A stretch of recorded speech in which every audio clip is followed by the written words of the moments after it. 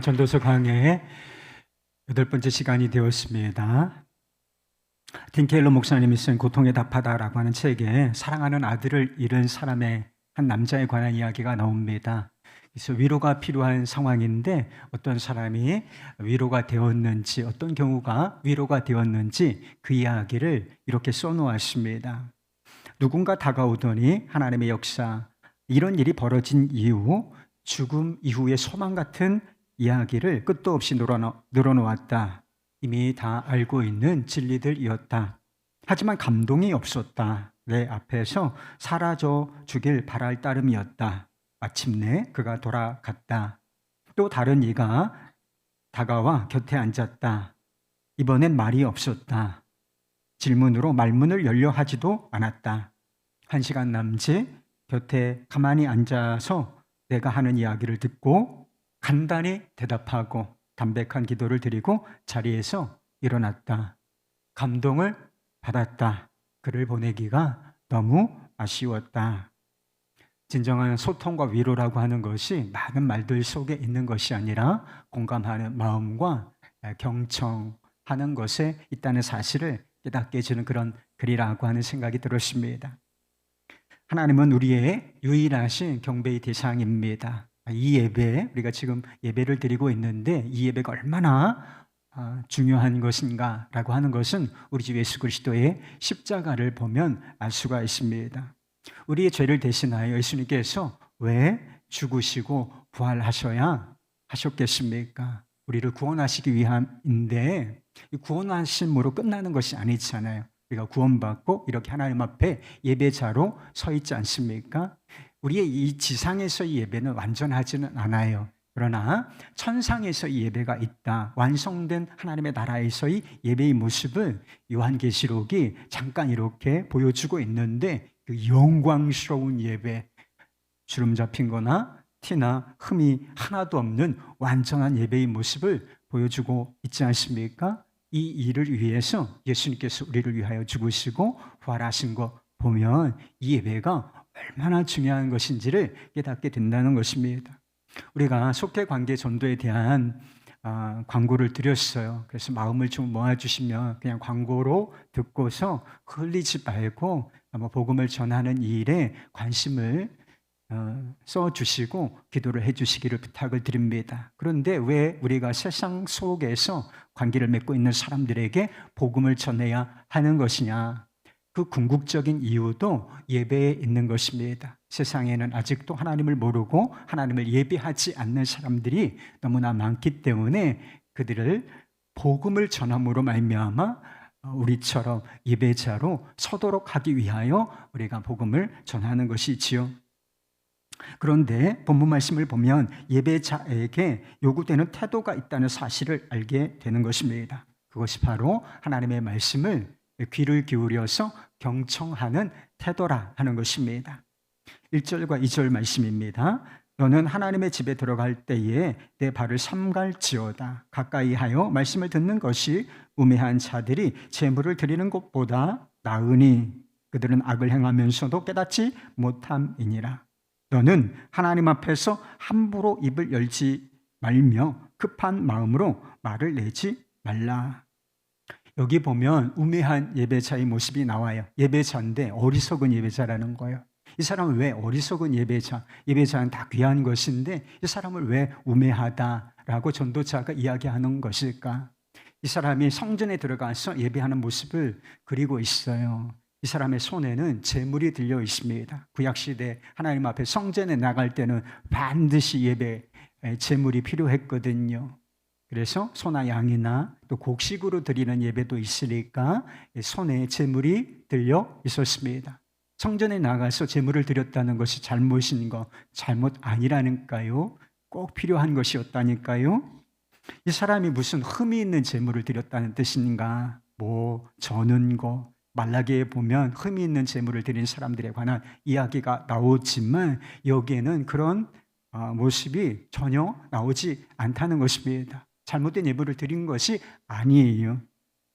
이 사람을 우매한 자다, 우매한 예배자라고 부르는 이유가 있다는 것입니다. 그것은 그가 하나님의 말씀을 듣는 것에 소홀했기 때문이라는 것입니다. 듣는 것보다 하나님 앞에서 말하는 것을 좋아하는 그런 사람이었기 때문에 이 사람을 우매자라 불렀다라고 하는 것입니다. 우리가 드리는 예배 순서에도 여러 가지 우리 예배 순서는 비교적 간단한 편이에요. 여러 예배 순서가 있죠. 찬양도 있고 기도도 있고 간증도 있고 하나님의 말씀을 선포하는 설교도 있고 또 헌금도 있습니다. 이 중에서 여러 예배 순서 중에 어떤 예배 순서가 제일 중요하겠습니까? 사실 이런 질문은 해서는 안 되는 질문이고 어리석은 질문이라고 할 수가 있어요.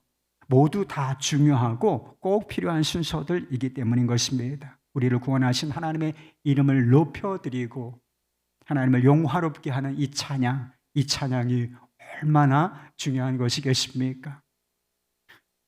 우리의 아버지 되신 하나님께 우리의 마음을 올려드리고 우리의 필요를 올려드리고 하나님의 나라를 구하는 이 기도가 얼마나 소중한 것이겠습니까? 그리고 우리를 너무나 사랑하시고 우리의 삶을 책임져 주시는 하나님, 그 하나님께 감사한 마음과 헌신을 표현하는 이 헌금 반드시 필요한 거예요, 여러분. 이 헌금이 얼마나 시간이 소중한 것이겠습니까?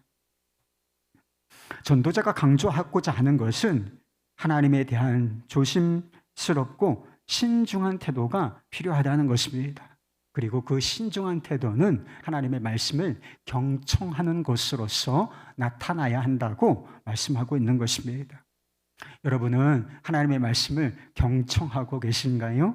경청이라고 하는 것은 그냥 소리를 듣는다 이런 차원을 훨씬 뛰어넘는 것이죠. 주의를 기울여서 집중하여 듣는다 이런 뜻을 가지고 있는 것이 바로 경청이라고 하는 단어이지요. 하나님의 말씀을 경청한다는 것은 단순히 설교를 잘 듣는다는 것만을 의미하는 것은 결코 아닌 것입니다.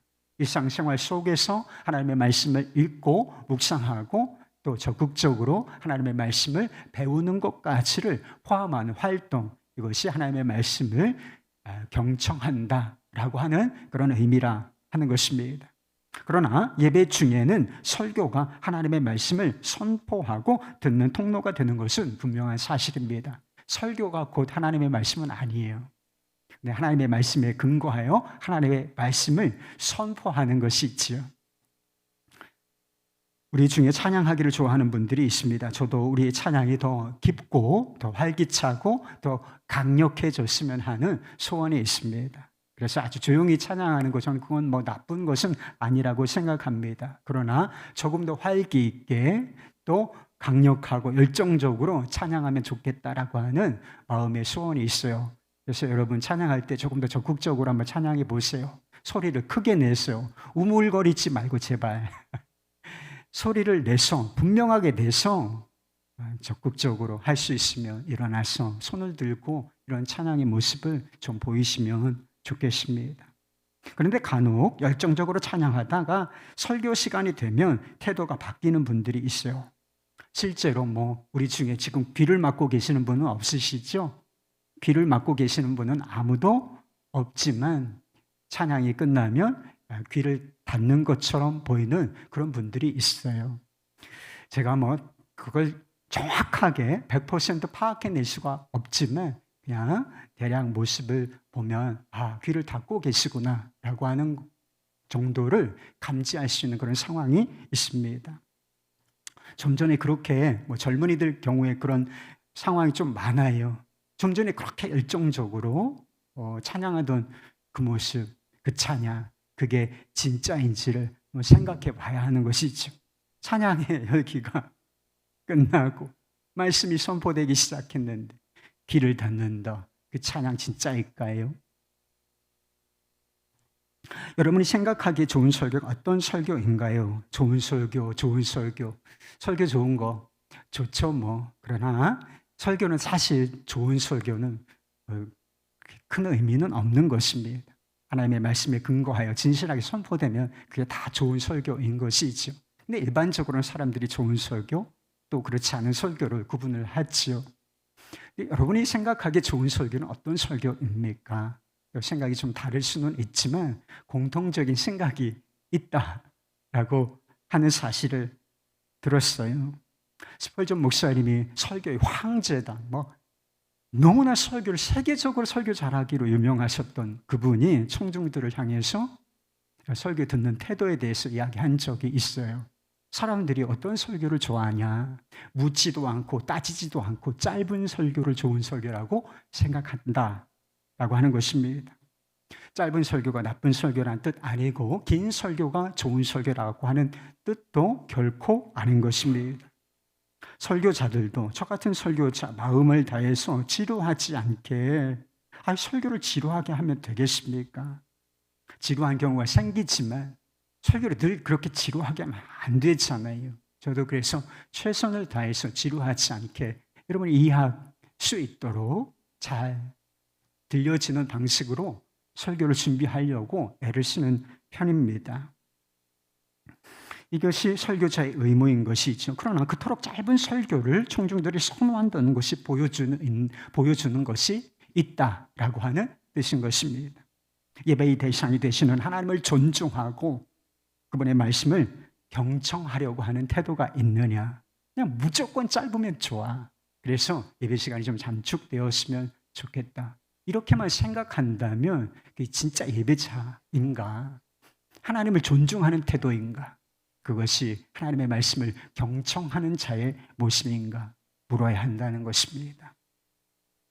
우리가 세상 속에서 살면서 얼마나 많은 것들을 보고 듣습니까? 우리가 잠자는 시간은 빼놓고는 우리의 의식이 깨어있잖아요. 우리의 의식이 깨어있는 동안 우리의 눈은 항상 열려있다는 것입니다. 그리고 우리의 귀는 항상 열려 있어요. 눈을 감고 사는 사람이 어디 있습니까? 귀를 막고 사는 사람이 어디 있어요? 귀마개 하고 다니는 사람 봤어요? 없다는 것이죠. 항상 우리의 눈은 열려 있고 우리의 귀도 열려 있다는 것입니다. 그래서 항상 세상에 있는 것들을 보고 우리가 듣기 싫어도 듣게 되는 그런 경우가 있는 것이지요. 그런데 여러분, 이것이 얼마나 위험한 것인지를, 여기 어떤 문제가 있는지를 생각해 보셔야 하는 것입니다. 이 법칙, 원리가 있어요. 영적인 원리 한 가지가 있는데 그것은 바라봄의 법칙이라고 하는 것입니다. 들음의 법칙이라고 하는 것입니다. 그래서 사도 바울이 그랬잖아요. 믿음이 어디서 생기느냐? 믿음이 어디서 생기는? 말씀을 들음으로 생긴다라고 하지 않았습니까? 그래서 우리가 의식하지 못한 채 그냥 보이는 대로, 들리는 대로 그것을 수용하게 되면 그게 간단한 문제가 아니라는 것입니다. 그래서 우리가 보게 되는 것, 듣게 되는 것, 세상이 뭐예요? 하나님 없는 세상, 하나님을 적대하는 세상 속에서 보여지는 것, 들려지는 것, 이것을 방치하게 되면 반드시 그것이 우리의 의식을 지배하게 돼 있다는 것입니다. 그것이 우리의 의식을 지배하게 되면 어떤 현상이 일어나느냐? 그것이 우리의 삶을 지배한다. 곧 세상이 우리의 삶을 지배하게 되어 있다는 것입니다. 이런 상황 속에서 하나님의 말씀을 경청해야 그 들리는 것, 그 보이는 것에 지배당하지 않을 수 있는 것입니다. 인간적이고 세속적인 관점을 벗어나서 하나님의 관점으로 우리 자신 그리고 세상을 바라볼 수 있게 되는 것입니다. 그러므로 말미암아 세상 속에서도 세상 사람들처럼 살지 않고 하나님의 백성으로서의 분명한 정체성을 가지고 살아갈 수가 있다는 것입니다. 어떻게 할 때 우리가 시선을 하나님께 두고 하나님의 말씀을 경청하는 것에서부터 그렇게 세상을 하나님의 자녀로 살아갈 수 있는 힘이 주어진다 하는 것입니다. 하나님의 말씀을 경청하는 태도는 바른 기도와도, 우리가 예배 시간에도 예배 시간에만 기도하는 것은 아니지만 예배 시간에 기도도 있지 않습니까? 바른 기도와도 관련이 있다는 것입니다. 기도는 우리가 하나님을 향하여 말하는 것이죠. 그런데 우리가 기도할 때 예수님께서 지양, 조금 절제해야 될 것이 있다라고 말씀을 하신 적이 있습니다. 마태복음 6장 7절 말씀, 또 기도할 때에 이방인과 같이 중언부언하지 말라. 중언부언하는 기도하지 말라는 거예요. 근데 중언부언이 무엇을 의미하느냐? 그들은 말을 많이 하여야 들으실 줄을 생각하느니라. 기도할 때 말을 많이 하지 말라라고 하는 뜻인 것이지요. 여러분 오해하시면 안 됩니다. 오래 기도하면 안 된다는 뜻이 아닌 것입니다. 저는 마음에 소원이 있어요. 여러분들을 향한 교회 공동체를 향한 소원이 있는데 기도를 많이 하는 것입니다. 기도를 깊이 하는 것입니다. 기도를 많이 하고 깊이 하려면 기도가 좀 충분한 시간이 필요해요. 그래서 주일에 또는 금요일에 우리가 조금 더 기도하는 시간을 가지니까 여러분 일어나는 시간 있죠. 평균적으로 다 정해져 있는 것을 제가 압니다. 그러나 그 시간에 한 5분, 10분만 더 해보세요. 오늘 조금 더 기도하다 가보고 싶다. 이런 마음에 소원을 품고 한번 기도의 자리를 그렇게 지켜나가 보시기 바랍니다. 그 짧은 5분, 10분, 15분 있지만 그것을 통해서 주님과의 관계가 깊어지고 기도의 수준이 더 깊어질 수 있다고 저는 믿고 있습니다. 이 말씀, 주님의 말씀의 핵심은 무엇이냐? 이런 사람들, 중언부언하는 사람들, 말이 많은 기도를 드리는 사람들은 많은 말로서 하나님을 설득하려고 한다는 것입니다. 그러므로 자신이 원하는 것을 받아내려고 한다는 것이지요. 그리고 기도의 초점이 어디에 있어야 하는 것입니까? 기도를 들으시는 하나님께 있어야 하는데 이런 이방인들과 같이 중언부언하는 말이 많은 기도의 초점은 하나님께 있는 것이 아니라 나 자신의 욕망, 나 자신의 필요, 나 자신의 뜻 이런 것에 있기 때문에 많은 말들로서 하나님을 설득시키려고 하는 모습을 보인다라고 하는 것입니다. 누가복음 18장 말씀에 보면 예수님께서 성전에 올라가서 기도하는 두 사람에 관한 비유를 하신 적이 있어요. 한 사람은 바리새인이었고 한 사람은 세리였습니다.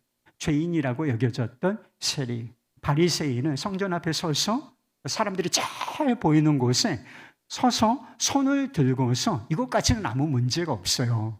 그 당시에 기도의 일반적인 형태였습니다. 그런데 기도의 내용이 문제였던 것입니다. 뭐라고 기도하느냐? 나는 이것도 했고 하나님께 감사를 하긴 하는데 이것도 하고 저것도 하고 11조도 하고 금식도 하고 하나님의 율법을 이렇게 잘 지켜냈고 그리고 결정적으로 저 더러운 죄인 세리와 같지 아니함을 감사하나이다. 이렇게 좀 비겁한 감사를 드리고 있는 모습을 보게 된다는 것입니다. 이 기도가 길지는 않아요. 이 성경에 기록된 바리새인의 기도가 긴 것은 아니지만 세리의 기도에 비하면 많이 길다라고 비교하면 깁니다.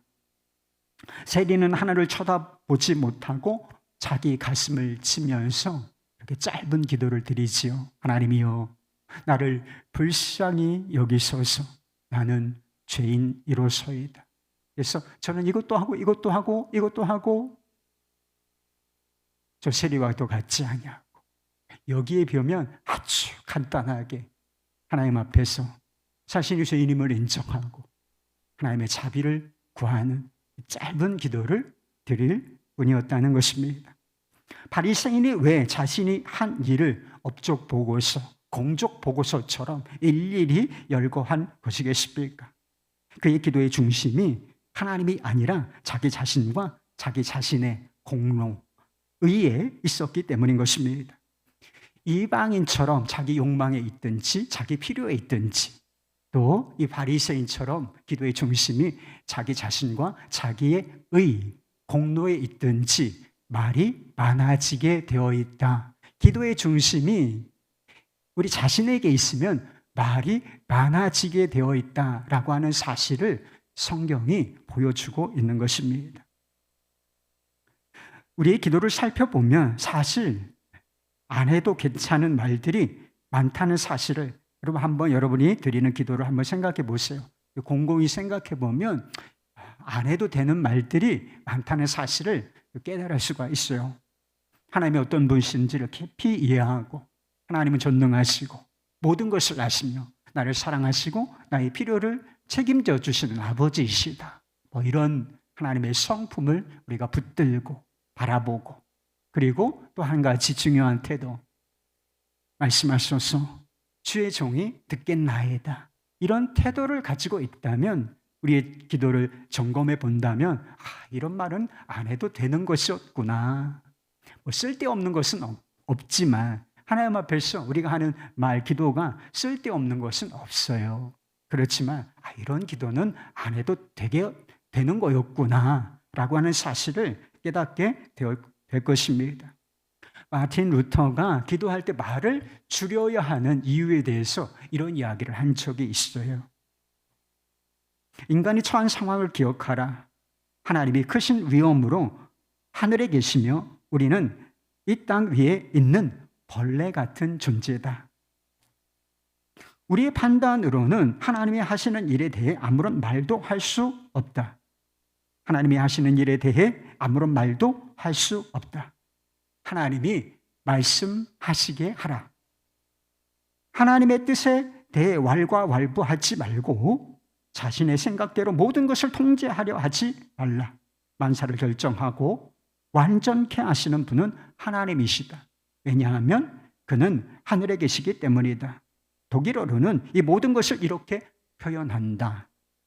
많은 말을 하지 말고 다만 입을 다물어라.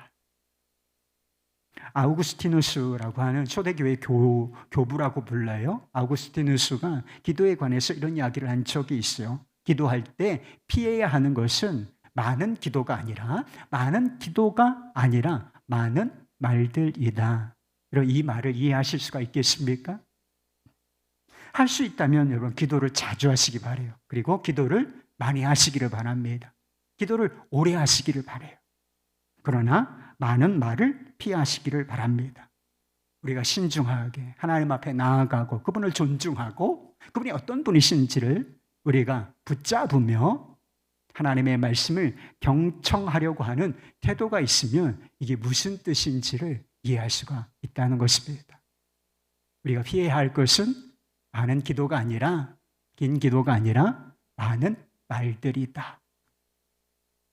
세 번째로 하나님의 말씀을 경청하는 태도는 순종과도 깊은 관련이 있는 것입니다. 4절 말씀, 내가 하나님께 서원하였거든 갚기를 더디게 하지 말라. 하나님은 우매한 자들을 기뻐하시지 아니하시나니 서원한 것을 갚으라. 지금 우리의 상황과는 조금 다른데 구약시대의 성전 예배는 이런 식으로 진행이 되었다는 것입니다. 먼저 침묵 가운데 아무 말도 하지 않는 거예요. 침묵 가운데 제물을 드리고 그리고 그 다음 모세의 율법을 읽고 설명하는 설교를 듣고 비슷하죠. 그 다음 기도나 찬양, 개인적인 서원을 통해서 하나님께 말하고 응답하고 그리고 마지막으로 감사로서 예배가 끝났다는 것입니다.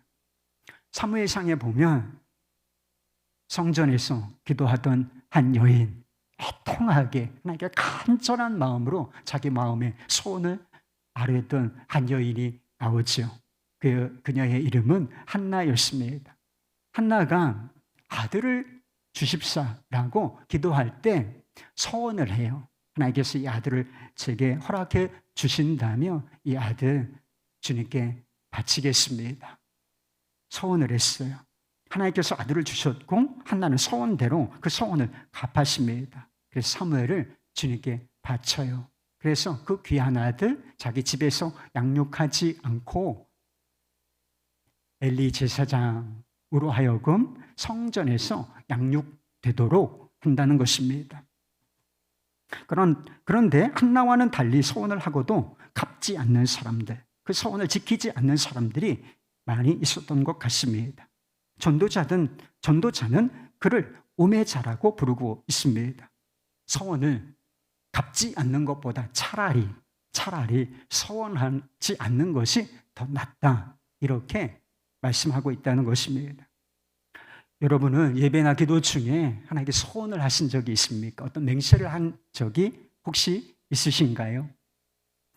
그렇다면 그 소원을 갚으셨습니까? 하나님 앞에서 난 소원한 거, 맹세한 거 없는 것 같은데 그렇게 생각하는 분들이 있으실 거예요. 근데 정말 없는지를 한번 생각해 보세요. 정말 없어요? 하나님 앞에서 제가 이렇게 하겠습니다. 무엇을 주신다면 그런 조건이 있거나 조건이 없이도 맹세를 하거나 소원을 하신 적이 단 한 번도 없는지 한번 생각해 보시라는 거예요. 여러분 결혼식 할 때 서약하지 않았습니까? 성경책에 손을 올리고서 서약을 한 분들도 있으실 거예요. 그 약속의 내용이 무엇이겠습니까? 부할 때나 가난할 때나 건강할 때나 병들었을 때나 기쁠 때나 슬플 때나 언제까지 죽음이 우리를 갈라놓을 때까지 서로를 사랑하겠노라고 여러분 약속하시지 않았습니까? 세례 받을 때 여러분 서약을 안 한 것 같아요? 세례 받을 때 상황을 한번 생각해 보세요. 세례는 그냥 주는 게 아니란 말이에요. 믿음의 결단, 약속을 받고서야 주는 것이 세례라고 하는 것입니다. 저희 교회는 양육수료 간증도 있고 세례 간증도 있어요. 근데 양육수료, 세례 간증 들을 때마다 약속하시던데요. 말미에 꼭 약속을 하시더라고. 어떤 식으로? 제가 이제부터는 지금까지는 조금 이렇게 불분명하게 살아왔지만 이제 주님과 동행하기로 결단합니다. 주님의 말씀 듣고 주님의 말씀에 따라 순종하며 살기를 원합니다. 그러면 이것이 소원이 아니고 뭐예요? 이것이 서약이 아니면 뭐겠습니까? 그리고 직분을 임명하는 예배 때 여러분 문답을 하지 않으셨습니까? 또 교회마다 상황은 다 다르지만 다 묻고 대답을 하도록 약속을 하도록 다 그런 형식을 가지고 있다는 것입니다. 신앙생활에 다른 사람의 본이 되겠다 이렇게 스스로 응답을 하지 않았는가 말입니다. 저도 결혼할 때 목사 안수를 받을 때 하나님 앞에서 서약도 하고 문답도 다 했습니다. 그런데 많은 사람이 자신이 소원이나 서약, 맹세를 했다는 사실조차 망각한 채 그냥 무감각하게 살아가고 있다는 것입니다. 무엇이 문제이겠습니까? 하나님의 말씀을 잘 그분을 존중하고 그분의 말씀을 들으려고 하는 태도가 부재하기 때문인 것입니다. 예수님께서 십자가를 지시기 전에 사랑하는 제자 베드로의 실패를 경고하신 적이 있습니다. 닭이 울기 전에, 닭이 2번 울기 전에 내가 나를 3번 부인할 것이다 라고 말씀하셨습니다. 근데 그때 베드로가 어떤 반응을 보였느냐? 힘있게 말했다고 했어요. 맹세를 하는데 내가 죽을지언정 주님을 부인하지는 않겠습니다. 이렇게 확약을 한다는 것입니다. 그러나 그의 힘이 있었던 맹세는 지켜지지를 못했지요. 결과적으로 보면 아마 이런 맹세를 하지 않았다 할지라도 베드로는 실패했을 거예요. 3번 주님을 부인했을 것입니다. 주님께서 그렇게 될 것이라고 말씀하셨기 때문에 그 일은 일어나고야 말았을 거예요. 그러나 결과적으로 보면 이렇게 힘있게 지키지 못할 맹세, 자기 목숨을 거는 이 맹세 하지 않는 편이 낫지 않았겠습니까? 자기 감정과 의지에 충만한 나머지 실패를 분명히 주님께서 경고하셨단 말이에요. 실패를 경고하시는 주님의 말씀 듣기를 소홀히 했기 때문인 것입니다. 그러니까 주님의 말씀을 수용을 해도 그것을 받아들이고 수용하고 고민해야 되는데 그냥 자기 감정, 아니지, 주를 어떻게 부인해? 그냥 자기 감정과 의지에 충만한 채 지킬 수 없는 맹세를 내뱉고 말았던 것입니다. 사무엘이 불순종한 사울에게 한 유명한 말씀이 있어요. 사무엘상 15장 22절 말씀. 순종이 제사보다 낫고 듣는 것이 순양의 기름보다 나으니. 여러분 이 말씀을 한번 잘 보세요. 앞에는 순종이라는 표현이 나와 있어요. 순종이 제사보다 낫고. 그런데 뒤에는 듣는 것이라고 표현을 하고 있어요. 듣는 것이 순양의 기름보다 낫다. 순종과 듣는 것이 같은 의미로 사용되고 있다는 것입니다. 순종과 듣는 것이 동일하다. 완전히 같은 것은 아니죠. 그러나 순종이 어디서부터 시작되는 것인지를 보여주고 있는 말씀인 거예요. 하나님의 말씀을 경청하는 것으로부터 이 실제적인 순종, 이것이 시작된다는 점을 이 말씀이 보여주고 있는 것입니다. 우리를 향한, 예배자들을 향한 하나님의 뜻이 있어요. 예배는 예배고 삶은 삶이다. 주님께서 이런 상황을 원하시겠습니까? 아니에요. 하나님의 뜻은 무엇이냐? 예배가 삶이 되고 삶이 예배가 되는 것입니다. 예배가 삶이 되고 삶이 예배가 되는 것입니다. 우리가 어떻게 세상 속에 나가서 삶의 예배자로 살 수가 있겠습니까? 하나님께 가까이 나아가서 그분의 말씀을 경청하는 것으로부터 바로 이 자리로부터 시작된다는 사실을 잊으시면 안 되는 것입니다. 전도자는 하나님 앞에서 말이 많은 사람들, 그래서 어리석어지는 사람들, 어리석다 이런 평가를 받는 이 사람들에 대해서 결론적인 처방을 내리고 있어요. 다 우리가 들어야 할 말씀인데 7절 말씀입니다. 꿈이 많으면 헛된 일들이 많아지고 말이 많아도 그러하니 오직 너는 하나님을 경외할지니라. 왜 우리가 하나님 앞에서 주의 말씀을 귀 기울여 듣는 대신 그렇게 말이 많은가? 왜 소원을 하고도 그것을 갚지 않는가? 왜 예배와 삶이 분리된 채 위선적인 삶을 살아가고 있는가? 부정적인 측면에서 살펴보면, 이 말씀을 살펴보면 어디에 문제가 있는 거예요? 하나님을 경외하지 않기 때문에 나타나는 현상들이라고 하는 것입니다. 여러분은 하나님을 경외하십니까? 우리가 하나님을 경외해야 하는 이유가 있는 것이죠. 하나님은 크고 위대하시며 우리는 그 앞에 있는 우리는 너무나 작은 존재들이기 때문인 것입니다. 하나님은 창조주이시고 우리는 창조주 하나님께서 만드신 피조물이기 때문인 것입니다. 하나님은 거룩하시고 영광스러우신 분이시며 그 앞에 있는 우리는 죄인들이고 비천한 존재들이기 때문인 것입니다. 2절 말씀에 보면 하나님과 우리 사이에 얼마나 큰 차이가 있는지를 이런 방식으로 설명하고 있어요. 하나님은 하늘에 계시고 너는 땅에 있음이라. 그래서 아주 현격한 차이가 있을 때, 도무지 좁힐 수 없는 차이가 있을 때 하늘과 땅 차이라 이런 표현을 쓰지 않습니까? 하늘과 땅 차이다.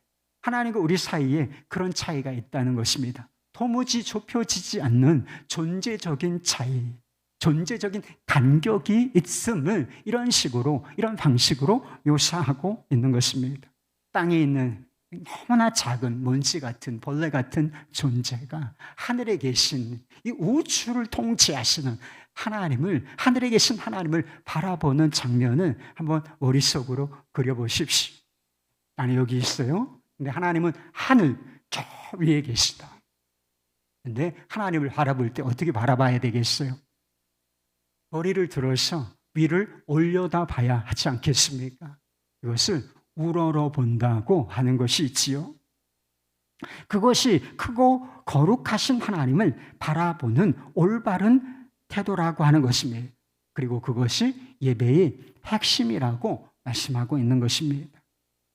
여러분, 우리가 하나님을 우러러 보는 마음으로, 하나님을 경외하는 마음으로 예배한다고 한번 생각해 보십시오. 오늘 주보에 광고가 나갔잖아요. 예배 10분 전에 오셔서 기도로 준비하시라.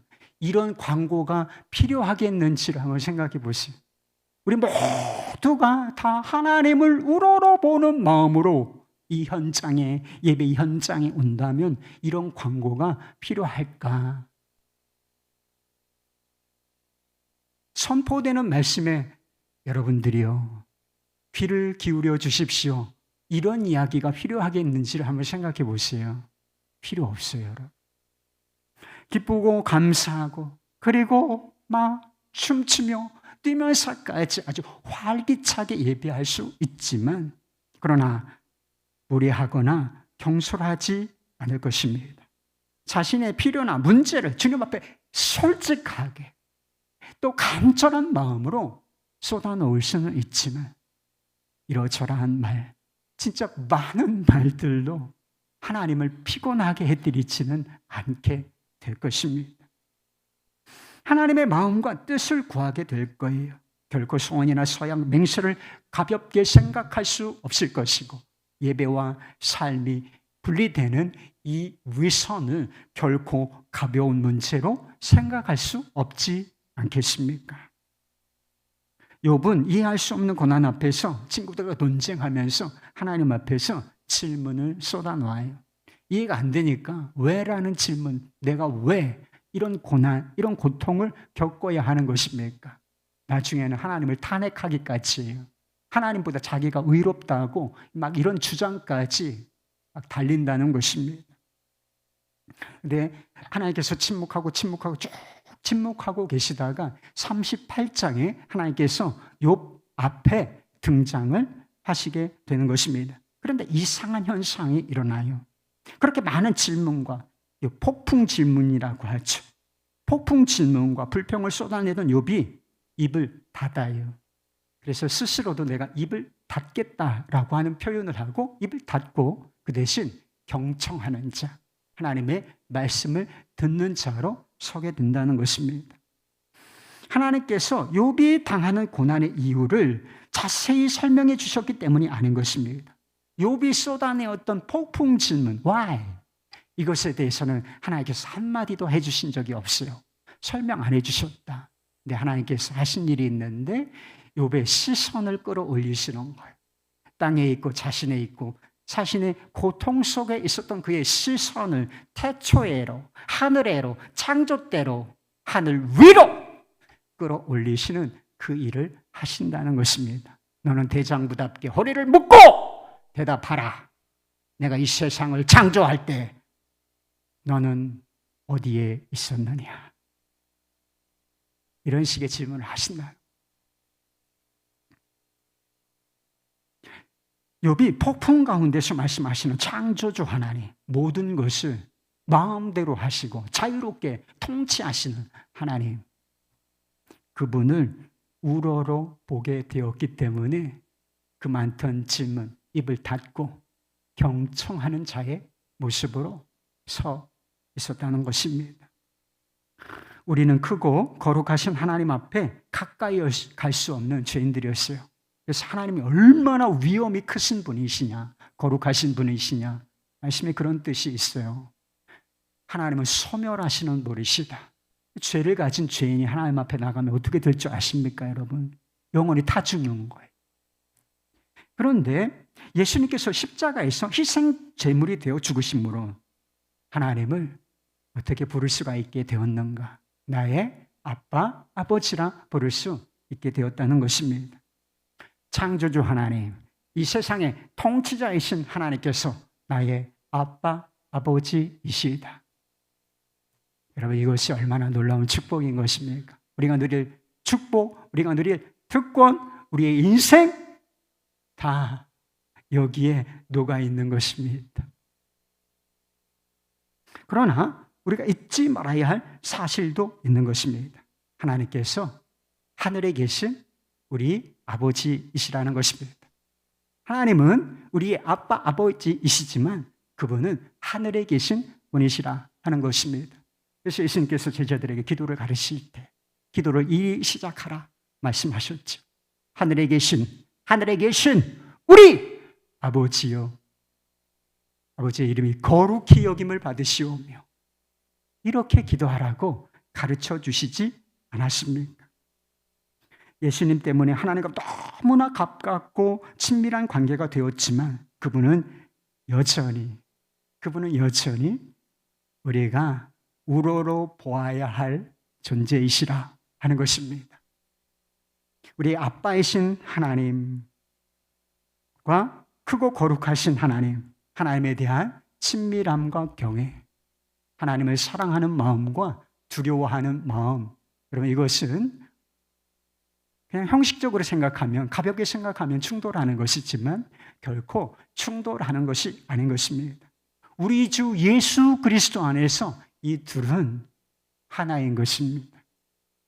하나님께 가까이 나아가지만 결코 경솔하지 않으며 신중하게 조심스럽게 하나님 앞에 나아갔지만 담대하게 기쁨과 감사로 나아갈 수 있게 하는 것이 우리 주 예수 그리스도의 십자가, 우리 주 예수 그리스도의 은혜이기 때문인 것입니다. 여러분은 무엇을 우러러 보십니까?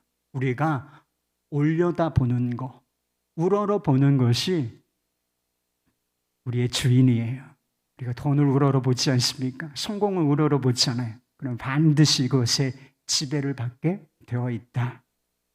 여러분, 하나님을 우러러 보실 수 있기를 바랍니다. 신중하게, 그러나 십자가를 의지하여 담대하게 하나님 앞에 감사함으로 예배하실 수 있기를 바랍니다.